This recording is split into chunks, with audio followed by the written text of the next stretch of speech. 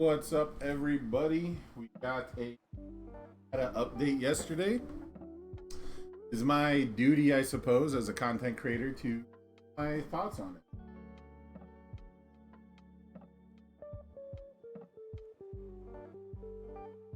I should look a little bit better with the chat box. But yeah, so we got the bands in errata. It's not. Hell, I don't do this.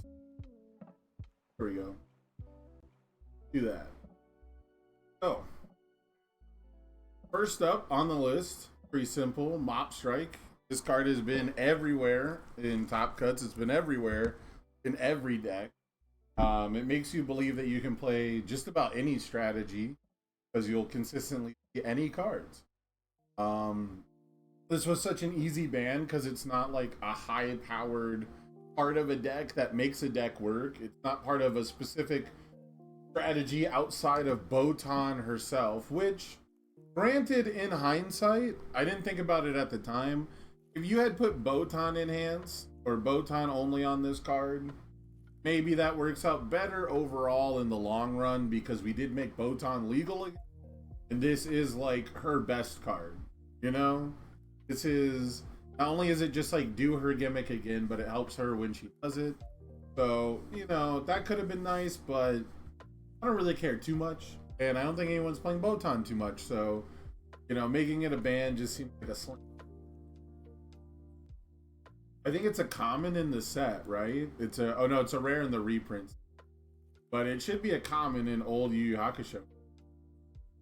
Was it, if it was a rare before, it might be a little punished, because it was one of the few cards that was worth some money, and I think that's like the worst part is people, oh, it was an old rare, okay. I think I have one sitting on my desk. I think I have an old mop. I know I got a spirit gun.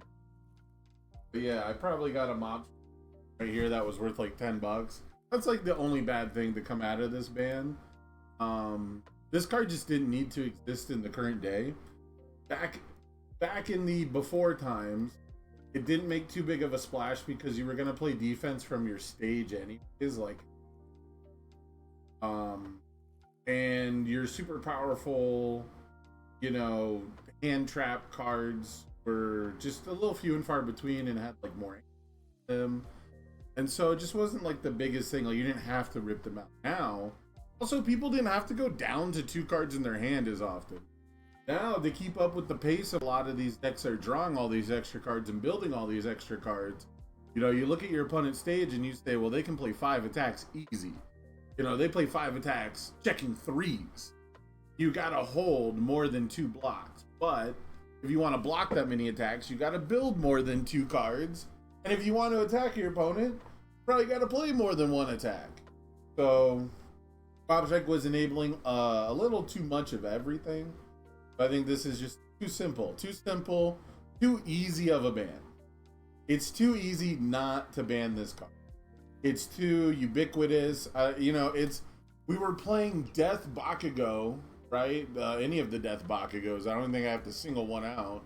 And this is the only non-Fury in the deck, right? This is the only non-kick in your kick deck. This is, you know, most decks aren't even beholden to a keyword right now. But if it was, it still played Mop Strike.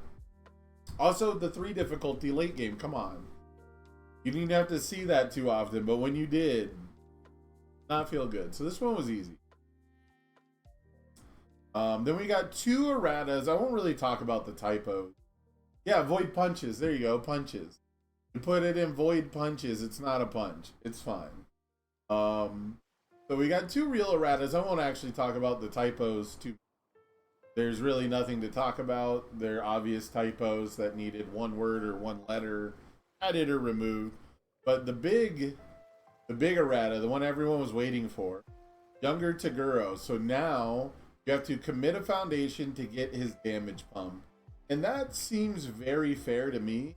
It seems like it fits his idea, right, of build a big stage and become overwhelming. And if you get to a point pretty early in a game where you can commit a foundation for 5 damage, I think that's fair. I think the only reason this character remains playable is that the response did not get hit. the response to build down the card is really the thing that makes him unique and makes him not even really unique, but you know, it made him like quantifiably powerful, right? So I think now with the added cost and the likelihood that you're gonna poke more often than not with like one or two attacks, I could easily see this guy becoming a throw deck. You know, commit one foundation, get +3 damage. The good throws are on the all symbol. The all symbol also, if I remember correctly, has spirited referee. You get the little bit of synergy. Yeah. So now he has a synergistic reason to run some cards. You can actually play spirited referee, and he can do his enhanced commit one foundation for -1 damage. It's not nothing, but I'm glad to see that something happened, because while I do think that this does make him a worse six-hand size stat stick than a lot of other six-handers, you know, like the Mount Ladies that exist. Who's the other really big offender? Right? Because Endeavor gets a lot of stats, but he's not like a big damage. But there was one other character I had on the top of my that just was like, well, Bui looks a lot more appealing now. I'll say that. I was just giving damage. Oh, Elder Toguro with the swap and Karasu both look much more appealing now. So Karasu's damage pump, he had to work way harder for, right? He had to work so hard for his damage pump to be even close to younger Toguro. And now he will probably outpace him pretty quickly, I would think. At least as far as like how many cards can you play, right? At least as far as, you know, the damage pump might be the same number, but it's now going to cost. So, you know, Genkai had to discard a card. You know, the rest of the characters in Yu Hakusho Dark Tournament don't really pump damage except Byakuo. So Byakuo's got to at least have a deck building restriction, which plays high difficulty foundations as a 5-hand. Nicholas D. Wolfwood and Spike Bounty Hunter pretty close to like +3 damage very easily. They don't get more than that very often. You know, Wolfwood locked it, FaZe locked it +2. A lot of characters that recently come out are pretty good at putting 3 damage on things. Ochako 4, I think, is the one I was thinking of.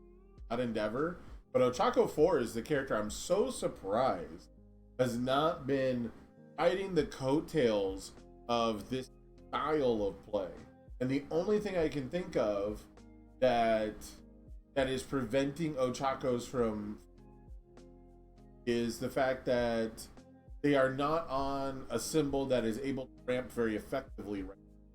The Earth symbol was always kind of dominated by a lot of redundant effects that didn't necessarily give you the forward momentum, the extra ramp that the good symbol and the life symbol might have gotten. But it was always solid at getting a bunch of foundations. But a lot of those are face down. Ochako 4 can make too much use of that. But I think Ochako 4 comes back in a big way, in a way that she probably should have always been there. But yeah, there's just a lot of characters that don't look completely ridiculous next to younger Toguro. Imagine playing Godzilla -1. You know, you have to play 5 difficulty moves. None of those are the cantrips. And you only get +2 damage. That's it. You know, younger Toguro makes up that 4 damage gap so easily. So, having to commit the foundation also means that playing like the staring contest with Mirios and with other damage reduction characters like Amajik, it means it's not going to be a totally free thing to dance through, right? To force out that damage reduction ability, you will have to pay a cost. So it seems like, it's kind of funny, it seems like a big deal if you're trying to play Toguro same way as before, but it seems like it doesn't stop him that badly if he still gets to a late game situation, which we've seen plenty of times. And it's kind of funny, this happens more often than not, but I think that this errata, if the character is still playable, I think it makes the deck better in the long run because it makes you play like a more complete game. It's gonna make you focus less on how do I cheese out the things that make my character too good, and how do I make like a real deck that compensates for its costs and makes use of its uniqueness. So like clearing that card pool and building that face down is gonna be more appealing to the evil symbol, to like loop attacks. It's gonna be more appealing to play copy harden because the death symbol didn't have recursion. It just drew all the cards and added all the damage. So now you want to be committing that foundation, and then right, you want to even if you're checking well, you're gonna want to use those foundations, and the best way to use that foundation is gonna be to play it as an attack again 90% of the time. So I think Toguro decks might actually get a little more stable, a little bit better overall because they'll be considering the long game. And he just won't be able to dominate you early, and that's fine. He doesn't have to. He has a great damage pump for late game, and his response is great for early game. He has a low risk poke. It shouldn't be free, right? The response to build the attack after you check bad, and then you get to rebuild a foundation and have no progressive. How bad could you have checked, right? So I think this errata hits the nail on the head pretty well. I don't think it makes the character unplayable, and I might want to try to play this character even post errata, just because I like younger Toguro that much. I might still be burnt out on younger Toguro right now, so it might take a while to come back to, but I could easily see they all they have to do is print like one or two foundations that ready themselves after you pay a cost on his symbols, and he's already got the replacement effect with destruction, and he's got synergies for when he commits stuff on the all symbol. So if he just had a free commit, which I think is coming soon on the all symbol, he's right back in it. He's right back there. If you can commit for a free damage pump twice per turn because he built two copies of the same foundation, it's gonna feel like old younger Toguro all over again. But from getting every stage, yeah, to late game only. I don't know if late game only, but you can play a poke game, right? You can play like a middling poke game where you play a throw and add 4 damage to it, and your opponent's gonna be upset, but they won't die. They're not gonna lose to 1 7 damage throw. So that's where I like him at. I like him at the idea that you now want, legitimate, gainful pokes early game that you expect to either get blocked or not deal enough damage regardless. And then late game, you get to go sicko mode. Makes sense to me. Also, he still has the unique gimmick of building you into deadlock and using hardcore deadlock effect. Just putting it out there. He still gets to be one of the only people who gets to accidentally deadlock you. That's unique enough, in my opinion, that he doesn't need to have a good early game. Also got Rando's Spirit Gun. This one's kind of funny. This one is an errata that probably could have gone on back in the day, and it just they banned the character that would have been abusing it. Rando's Spirit Gun now only lets you play printed abilities, and they even say it's in conjunction with the upcoming Toga character. They were a little afraid that things were going to get out of hand. Granted, you can still do the Toga copy twice, so you still get to do the dream of Frankensteining 2 abilities, 2 characters together, and using their ability. So you still get to do that. You're still the only deck who gets. I think that's fun. I think that's a-okay. Then when it comes to the overall power level, I mean, how many other characters are copying character ability, right? Like, who all does this really affect? I'm pretty sure this could only affect Toga 4. Because they don't have character stacking, right? You wanted Toga debuild 8. I mean, if you actually got to assemble that combo against, I kind of deserve it, right? That's how I felt. The main thing is, I think Toga debuild 2 was good enough for them to put a stop to it. That's my thought, bro. I think they thought that just getting to copy Mineta and then play Rando Spirit Gun and then do copy Mineta again and use Mineta again, that's like debuild 3. Bonema could have used Rando. That's true. That's true. He's set 2. He's illegal. Nobody plays that guy though. That's, you know, Monema's, you can't theory craft with Monema, right? You can't, you know, unless you're like, well, I could steal younger Taguro's abilities, but you know, they share a symbol anyway, so just play younger Taguro. These are the typos. So I don't really, you know, there's not much to say there. Yeah, you can theory craft with the keyword, but not for anything that matters for Rando Spirit Gun. I made a couple Monoma punch decks back in the day. HRC, yeah. Give everything charge, give everything weapon. Overall, I think the ban list is really good. I think the erratas are really good. Obviously, I personally would like to see a couple more cards maybe toned, but I think we're in a good spot. I don't think there's nothing off the top of my head that I think is really too much for the format. I think there's a lot of cards you could have hit and people would have been fine with, would have been ecstatic for.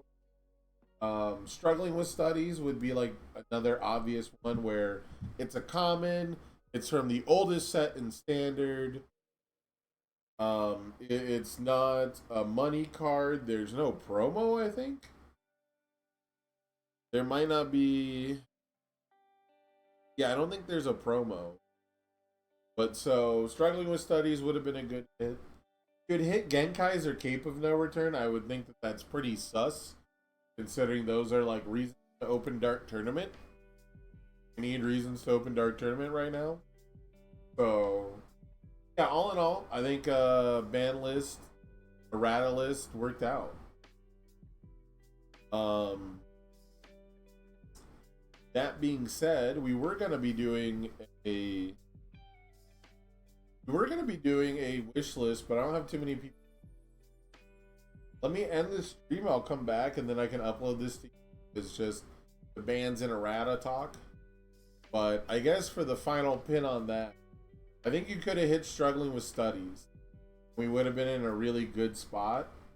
And that way Amajiki wouldn't feel too overwhelming, and like Genkai's guidance and all that stuff wouldn't feel too overwhelming.